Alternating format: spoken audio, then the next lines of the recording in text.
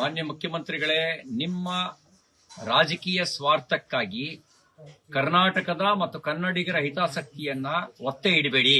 ಎಲ್ಲೂ ಹೋಯ್ತು ನಿಮ್ ಸ್ವಾಭಿಮಾನ? ಮುಖ್ಯಮಂತ್ರಿ ಉಪಮುಖ್ಯಮಂತ್ರಿಗಳೇ, ನೀವ್ ಹೇಳಿದ್ರಿ ಕೋಗಿಲು ಲೇಔಟ್ ಅಕ್ರಮ ಅಂತ ಹೇಳಿ. ಅಕ್ರಮವನ್ನ ಯಾಕೆ ಸಮರ್ಥಿಸ್ತೀರಿ? ನಿಮ್ ಸ್ವಾಭಿಮಾನ, ಕನ್ನಡಿಗರ ಸ್ವಾಭಿಮಾನವನ್ನ ಸಾಯಿಸಬೇಡಿ. ನಿಮ್ ರಾಜಕೀಯ ತೆವಲಿಗೆ, ನಿಮ್ ರಾಜಕೀಯ ಸ್ವಾರ್ಥಕ್ಕೆ. ನಿಮಗೆ ರಾಜಕೀಯ ಅನಿವಾರ್ಯತೆ ಇರಬಹುದು. ನಿಮಗೆ ರಾಜಕೀಯ ಅನಿವಾರ್ಯತೆಯಲ್ಲಿ ಕೇರಳದ ಅಕ್ರಮವನ್ನ ಸಮರ್ಥಿಸುವಂತ ರಾಜಕೀಯ ಅನಿವಾರ್ಯತೆ ನಿಮಗಿರಬಹುದು. ಕನ್ನಡಿಗರಿಗಿಲ್ಲ, ಕರ್ನಾಟಕಕ್ಕಿಲ್ಲ. ಅಕ್ರಮ ಅಂತ ಆದ್ಮೇಲೆ ಅದನ್ನು ಸಮರ್ಥಿಸುವ ಅವಶ್ಯಕತೆ ಇಲ್ಲ. ಮೊದಲನೇ ದಿನ ತೋರಿಸಿದ ವಿಶ್ವಾಸದ ಮಾತು ಈಗ ಯಾಕೆ ಮಂಕಾಯ್ತು? ಈಗ ಯಾಕೆ ಸಮರ್ಥನೆ ಮಾಡ್ತೀರಿ? ಅಕ್ರಮವೇ.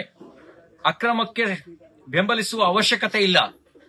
ನಾನು ಕನ್ನಡ ಪರ ಹೋರಾಟಗಾರರಿಗೆ ನಿಮಗೊಂದು ಮಾತನ್ನು ಕೇಳಲಿಕ್ಕೆ ಬಯಸ್ತೇನೆ. ನಾವು ಮಾತಾಡಿದ್ರೆ ರಾಜಕೀಯ ಆಗತ್ತೆ, ನೀವು ಮಾತಾಡಿದ್ರೆ ಅದು ರಾಜಕಾರಣ ಆಗಲ್ಲ. ನೀವು ಈ ಸಂದರ್ಭದಲ್ಲಿ ಹೇಳಬೇಕು, ನೀವು ಕರ್ನಾಟಕದ ಸ್ವಾಭಿಮಾನವನ್ನು ಒತ್ತೆ ಇಡುವಂತ ಅಧಿಕಾರವನ್ನ ಯಾವ ರಾಜಕೀಯ ಪಕ್ಷಕ್ಕೂ ಕೊಟ್ಟಿಲ್ಲ ಅಂತ ಹೇಳಬೇಕು. ಇಲ್ಲಿ ಕೇರಳದ ಸಂಸದ ಬಂದು ಕರ್ನಾಟಕಕ್ಕೆ ಪಾಠ ಹೇಳುವ ಅವಶ್ಯಕತೆ ಇಲ್ಲ. ಆ ಕೇರಳದ ಸಂಸದ ಇಲ್ಲಿ ಬಂದು ಭೇಟಿ ಕೊಡ್ತಾನೆ, ಇಲ್ಲಿ ಪಾಠ ಹೇಳ್ತಾನೆ ಅಂತ ಹೇಳಿದ್ರೆ ಅದು ಕರ್ನಾಟಕದ ಬಗ್ಗೆ ಅವನು ಪ್ರಶ್ನಿಸ್ತಕ್ಕಂಥ ಮಾತಾಡ್ತಾನೆ ಅಂತ ಹೇಳಿದ್ರೆ ಅಕ್ರಮಕ್ಕೆ ಯಾರೂ ಬೆಂಬಲಿಸುವ ಅವಶ್ಯಕತೆ ಇಲ್ಲ. ಅಕ್ರಮವೇ.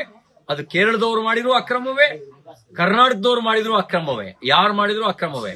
ಹಾಗಾಗಿ ಮುಖ್ಯಮಂತ್ರಿ ಉಪಮುಖ್ಯಮಂತ್ರಿಗಳಿಗೆ ಆಗ್ರಹ ಮಾಡ್ಲಿಕ್ಕೆ ಬಯಸ್ತೇನೆ, ನೀವು ಕರ್ನಾಟಕ ಮತ್ತು ಕನ್ನಡಿಗರ ಹಿತಾಸಕ್ತಿಯನ್ನ ಕಡೆಗಣಿಸಿ ರಾಜಕಾರಣ ಮಾಡಿದ್ರೆ ಕರ್ನಾಟಕದ ಜನ ಸಹಿಸೋದಿಲ್ಲ, ಕ್ಷಮಿಸೋದಿಲ್ಲ. ನೀವು ಆ ರೀತಿ ನಿಮ್ಮ ರಾಜಕೀಯ ಲಾಭಕ್ಕಾಗಿ ಕರ್ನಾಟಕದ ಸ್ವಾಭಿಮಾನವನ್ನ ಒತ್ತೆ ಇಡುವಂತ ಕೆಲಸವನ್ನ ಮಾಡಬೇಡಿ ಅನ್ನುವಂತ ಆಗ್ರಹವನ್ನ ಈ ಸಂದರ್ಭದಲ್ಲಿ ಮಾಡಲಿಕ್ಕೆ ಬಯಸ್ತೇನೆ. ಲೇಟೆಸ್ಟ್ ಹಾಗೂ ಇಂಟ್ರೆಸ್ಟಿಂಗ್ ಸುದ್ದಿಗಳಿಗಾಗಿ ಬಾಸ್ ಟಿವಿ ಕನ್ನಡ ಚಾನೆಲ್ನ ಸಬ್ಸ್ಕ್ರೈಬ್ ಮಾಡಿ. ಹಾಗೆಯೇ ಬೆಲ್ ಐಕಾನ್ ಪ್ರೆಸ್ ಮಾಡಿ. ಇದರ ಜೊತೆಗೆ ಫೇಸ್ಬುಕ್, ಇನ್ಸ್ಟಾಗ್ರಾಮ್, ಎಕ್ಸ್ ನಲ್ಲೂ ಮಿಸ್ ಮಾಡದೆ ಫಾಲೋ ಮಾಡಿ.